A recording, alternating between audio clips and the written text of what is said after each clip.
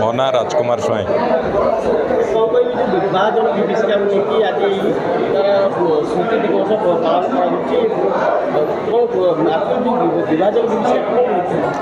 भारत बहुत समय विभाजित एबे से विभाजन प्रयास चालू अच्छी 2021 मसीह आमर यशस्वी प्रधानमंत्री नरेंद्र मोदी इच्छा शक्ति बल विभाजन विभीषिका को लोकलोचन को अणाइला एवं प्रत्येक भारतीय माने सचेतन रही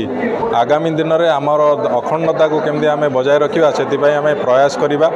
ये जो विभीषिका होता है 1.5 कोटी लोक निर्यातित होते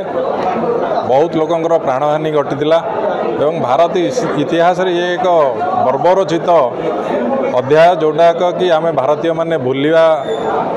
न भूली ताकू आम संगठित रहिबा एवं अखंड भारतर जो स्वप्न आम देखी ताकू साकार करवा। देखिए 2021 प्रधानमंत्री नरेंद्र मोदी ये जो घटना को लेकिन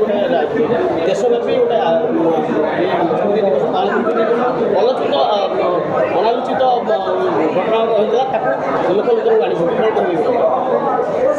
आमको बहुत समय भ्रमित कर आम इतिहास को बहुत भ्रमित इतिहास आम मान पढ़ा जाइए तेणु से इतिहास सत्यता को सामना को आने नरेंद्र मोदी ये जो प्रयास रही ये प्रयास एक स्वागत योग्य पदक्षेप एवं भारत रे एकत्रीकरण गोटे माध्यम ये माध्यम नरेंद्र मोदी सारा भारत को जनई एवं आमर जो स्वप्न रही अखंड भारत ताकू एकत्रित करी रखापी ये गोटे विराट बड़ पदक्षेप एवं आपको प्रत्येक राज्य रे एवं सारा भारत वर्ष रे आपको पालन करा जाउची एवं भारतीय मानक भितर एकत्रीकरण गोटे वार्ता सृष्टि करुची आमे एकत्रित होइक रहिबा एवं आमर भारत को अखंड रखिबा आपको विभाजित करने को दबा नहीं कहीं भारत ऑलरेडी बहुत बार विभाजित हो सारी।